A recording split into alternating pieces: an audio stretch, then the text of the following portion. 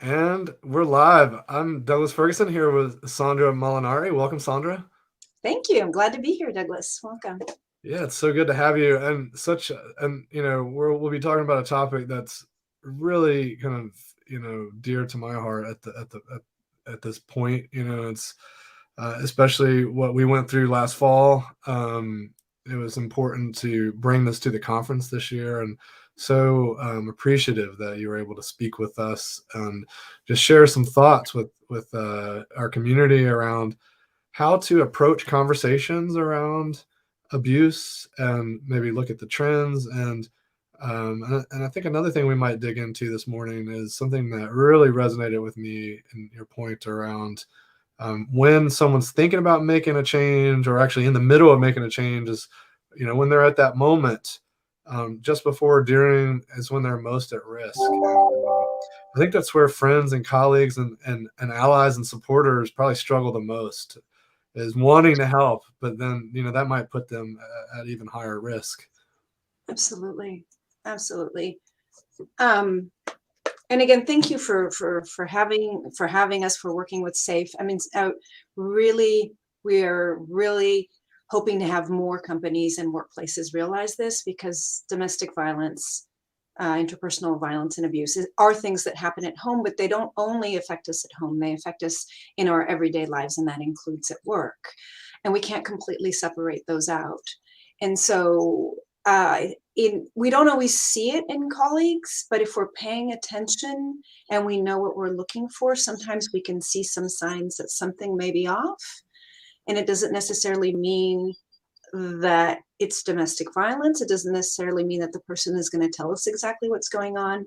But I think what's important is that we see each other. And especially right now, as we are, I don't know if we're entirely post-COVID, but kind of coming back to the workplace, or being in the workplace in different ways, right? We have experienced collective trauma just around the pandemic. Mm-hmm.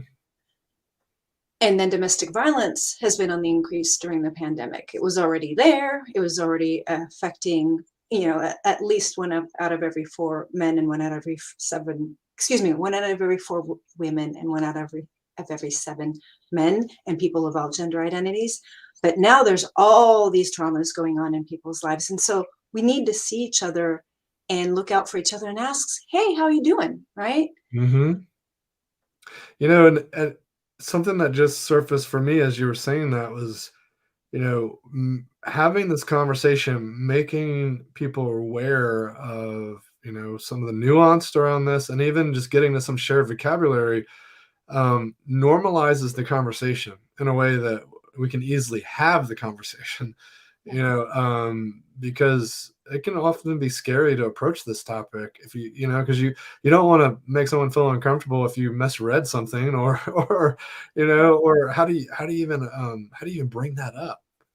Right. That's a great question. So you don't ask if they're experiencing domestic violence. I don't want to make light of that, but I say that because even in our work at SAFE, where we work with survivors of domestic violence all the time, many of them would never have identified it as such.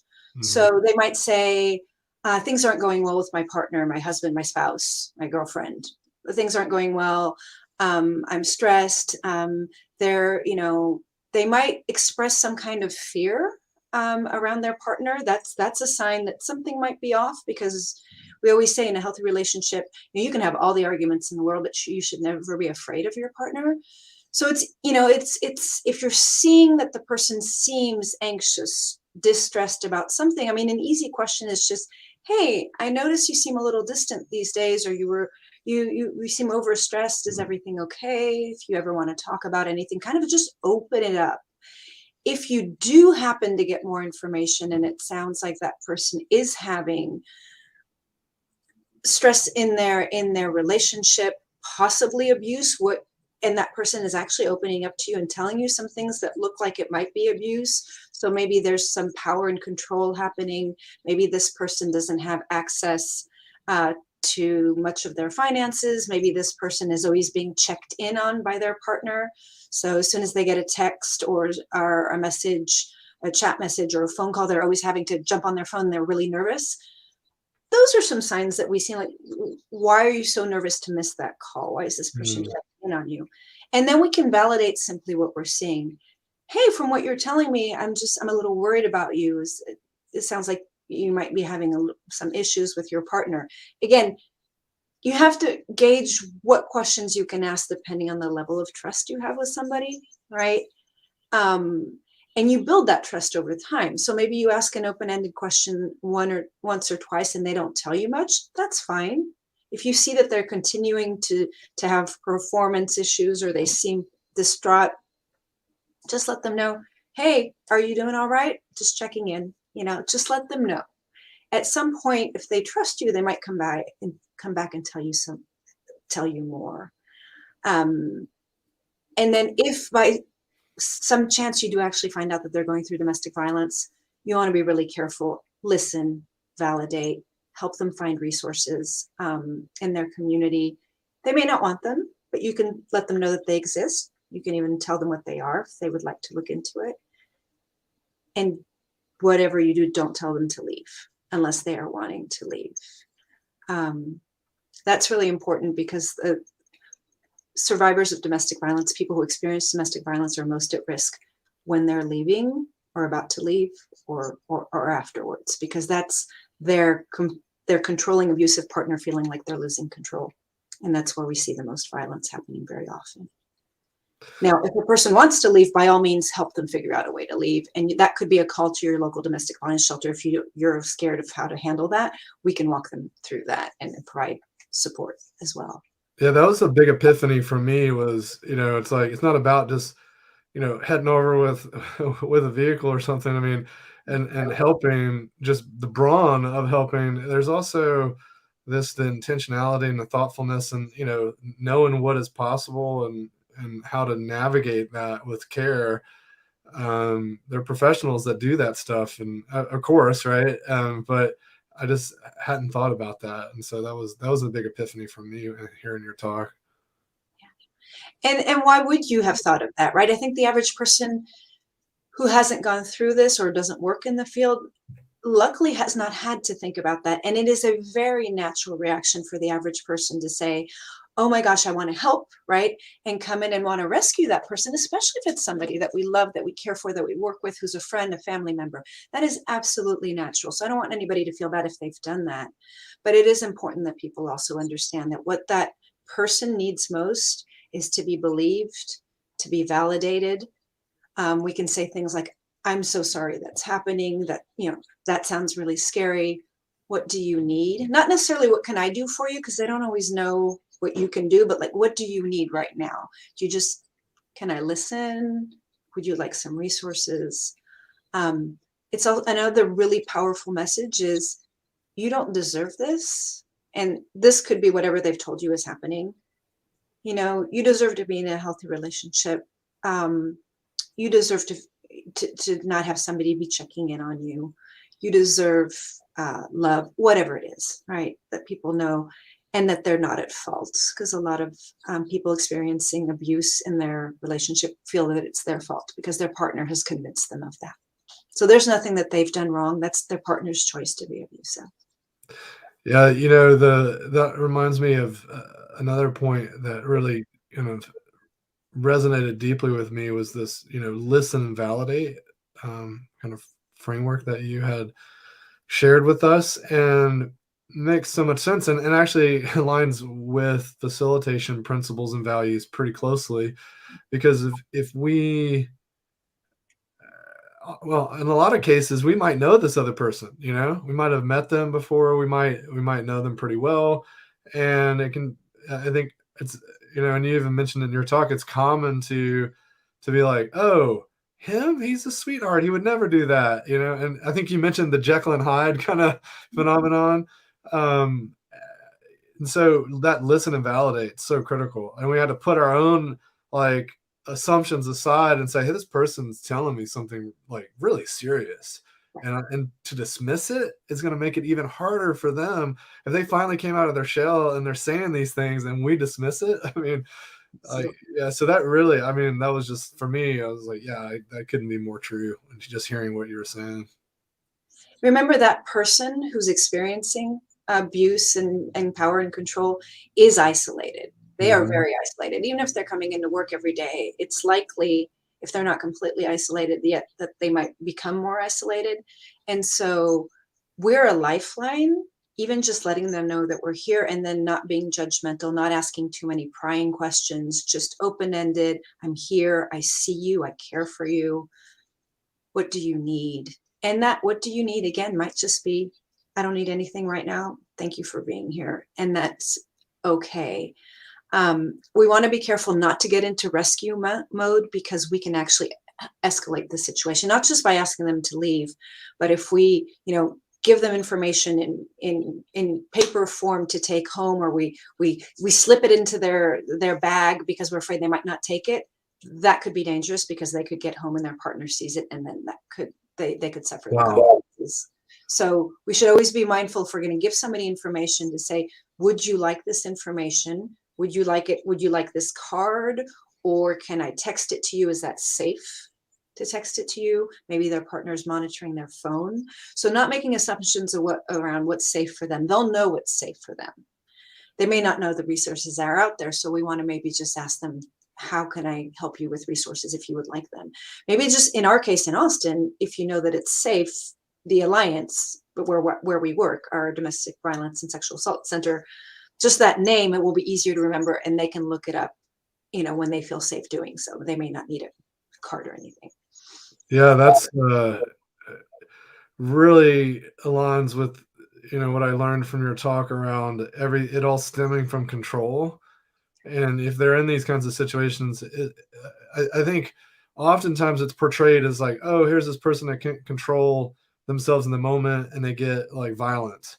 But it seems like there's these stepping stones that lead to the violence, and it's not just a matter of like lashing out or whatever. It's like, oh, there's this like manipulative side, there's this control, and outsiders might not see it, but if they're monitoring their text messages, and they, it's like it's almost like a Stockholm kind of thing, right? We're prisoners, but we're kind of there.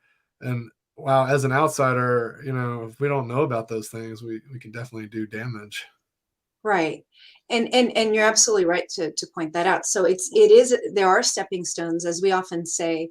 We're not crazy at people who've experienced domestic violence and abuse. We're not crazy. We don't fall in love with somebody who's going to hit us upside the head the first time we go out with them. Of course not. They often start very charming, and then there's mechanisms and tactics that they use to manipulate and control us little by little, and then we fall in love with the person sometimes, or other things happen. We're isolated enough that it's harder to break out of there, and that by isolating us, the person, the victim or the survivor, then that person doesn't have anybody else to bounce ideas off of, and that abusive partner becomes their entire world, at least emotionally.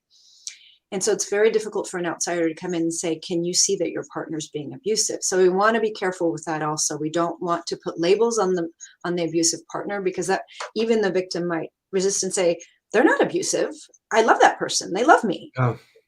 And that is actually often the case, that they love each other, which is another reason why it's difficult to break out of that. We don't have a lot of time to talk about this today, but I can assure you there are lots of good reasons why people stay as long as they do. Yeah. I only say that because it's difficult for people who haven't experienced it to see that. And we often ask, why don't they just leave? It's really not that simple. There's a lot of complexity behind there. And of course, it's safe. We do a lot of education around this if anybody's interested in getting more information.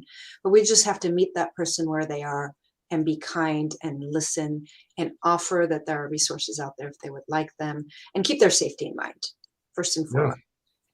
I mean, I've been in situations that certainly weren't abusive, but maybe a little like psychologically straining. And it's like you've got these hopes and dreams that like of where things could go or could be, and you don't want to let those things go, and those are strong ties. Yeah, Yeah. absolutely. We always hope that partner is going to just change, and they often promise that they'll change, and that often doesn't happen at all. Right. It's like the control piece is is fascinating from a like what kind of warning signs could we know about, as far as like, are there behavioral things, from are they even slightly manipulative to others, or even when we go out to dinner, like, are they doing things, are there behaviors that maybe tend toward that kind of stuff, even if we're not experiencing it toward us, because if they're capable of it, then they're capable of doing it to us too. And so I'm wondering if there are resources or stuff out there that to notice some of those things.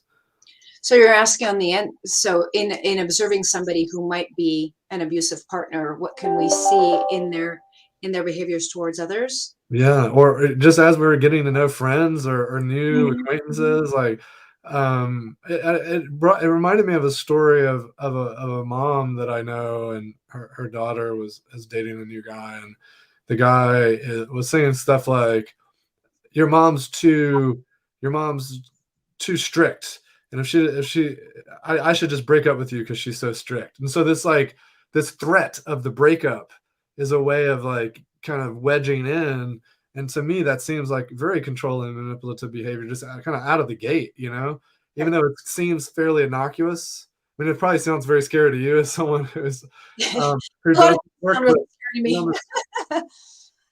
Yes, so oftentimes there will be an attempt on the part of the controlling partner to distance their partner from their family, their friends, mm, and their circles, right? Because again, it's easier to control and manipulate and abuse somebody if you've got them in isolation, right? If I have a strong network of friends and family who care for me, and I'm dating somebody new and they're trying to pull me away, or they're starting to be abusive with me, my friends and family might start to notice. And because I trust them and they're close to me, they might start saying, hey, I'm worried about you. XYZ is going on. This is what I'm seeing. I'm worried about you, which would be the smart thing to do. But if this partner has managed to get me away from them and convince me that my friends and family are prying too much, or they're too this or too that, and why do I need to spend so much time with my friends and family when really all I need is this person? They might not put it in such stark terms, but essentially there's a lot of emotional manipulation. If you really loved me, you wouldn't leave me alone and go see your friends. I mean, am I mm. not enough? There's a lot of that kind of talk. Then there's a lot of talking over the person or talking for them, which you might see if you're observing, right? There might be putting the person down in public. Although sometimes they might not put them down in public and they just do that at home, which is also why it's difficult to see when you're an outsider looking in. That the abusive partner might be absolutely charming in public, and then a tyrant at home, that Dr. Jekyll, Mr. Hyde, that sometimes, not rarely, happens. So again, it's really difficult to see from the outside, which is why we need to believe what the survivor slash victim is telling us and just trust that they're not lying. People don't lie about this. It's very, very, very, very rare. So we need to believe people. Yeah, I think that's probably, if people take away nothing else, it would be the let's listen and believe, and then not rush in to be a savior, because that might put them at harm. Absolutely. Listen, believe, offer resources, ask what they need. Um, Offer resources in a safe way. Again, don't send them home with a package of information from Safe Right. if that's not a safe thing for them. Absolutely. Yeah, those tips go a long way. And then again, there's great resources on our website safeaustin.org, or wherever you are in the country and in the world. If you can find a local domestic violence shelter, you can find it there. National Domestic Violence Hotline. We do trainings, a lot of places do, where we can give more information when we have more time as well. Well, Sandra, it's been a pleasure chatting with you. I know we could talk quite at length on this stuff, because you know quite a bit, and it is a very complex subject. And hopefully maybe at least a few folks heard us today, and it will make an impact on someone's lives. So thank you for taking the time, and we'll be talking more. Great. Thank you, Douglas. Appreciate it.